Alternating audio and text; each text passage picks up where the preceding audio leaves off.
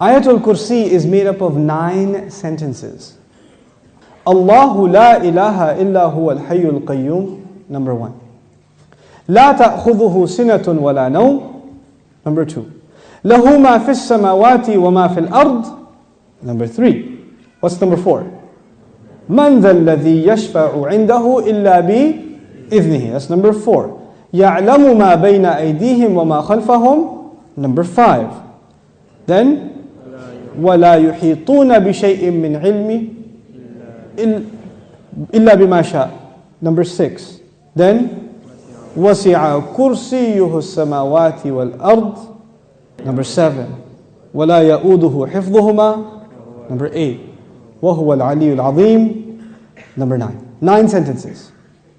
The first sentence is Allahu la ilaha illa huwa al-hayyul qayyum. It's a beautiful sentence which ends with 2 of Allah's names. What are those 2 names?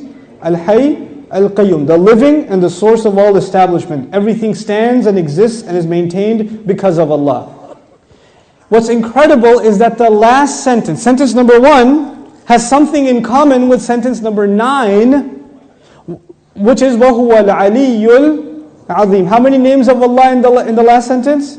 2 names of Allah in the first sentence, 2 names of Allah in the last sentence. Okay.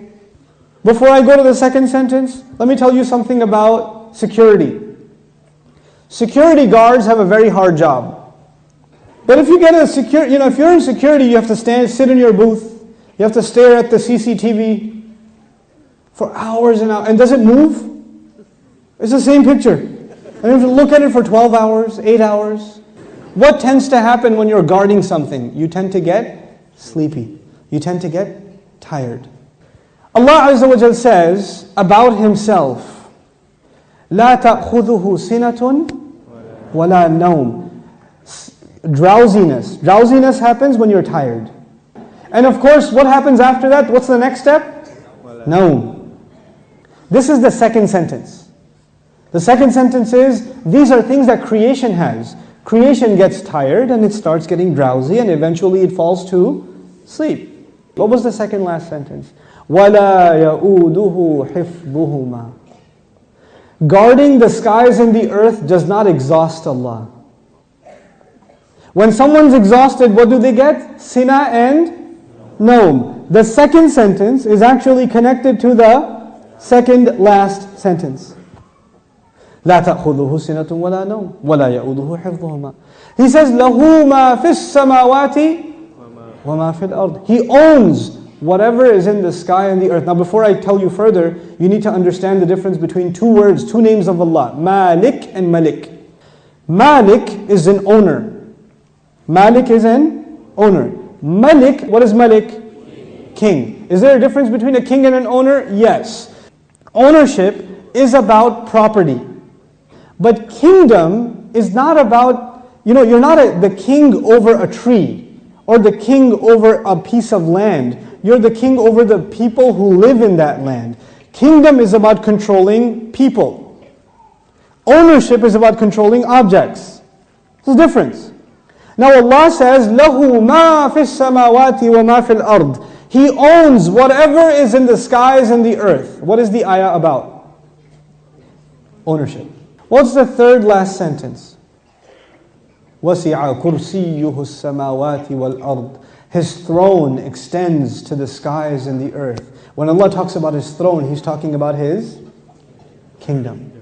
One dimension of control is ownership. The other dimension is kingdom. Both completing the picture. Allah is Malik and He is Malik. The Malik part of Allah's attribute, لَهُ مَا فِي السَّمَاوَاتِ وَمَا فِي الْأَرْضِ. Third sentence. The kingdom of Allah, وَسِعَ كُرْسِيُّهُ السَّمَاوَاتِ وَالْأَرْضِ. Okay. What's the fourth sentence? مَنْ ذَا الَّذِي يَشْفَعُ عِنْدَهُ إِلَّا بِإِذْنِهِ. Let's understand this ayah first.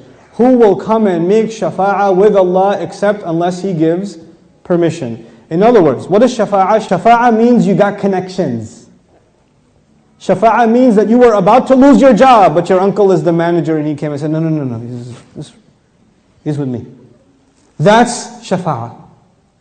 On Judgment Day, we are in trouble possibly, and then somebody comes and says, no, they're with me. They're with me. Go easy on them, please.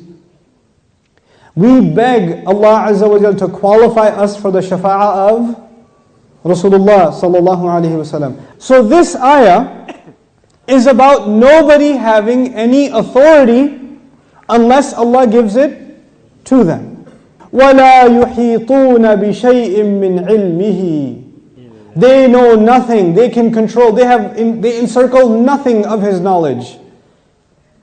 إِلَّا, except بِمَا شَاءَ. The fourth sentence and the sixth sentence are both about a statement about Allah and the only exception. The statement was, nobody has authority to make a case except whoever Allah gives permission. They have no knowledge except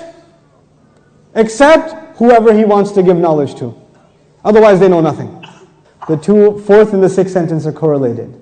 The first and the ninth, the second and the eighth, the third and the seventh, the fourth and the sixth. What's left? Middle sentence? He says, يَعْلَمُ مَا بَيْنَ أَيْدِيهِمْ وَمَا خَلْفَهُمْ. Oh my God, He says He knows what is ahead of them and what is behind them. And He knew what is coming ahead in the ayah and what was behind in the ayah. He put in the middle of it is, I know what's ahead and I know what's behind. Who speaks like that? Who speaks like that? SubhanAllah.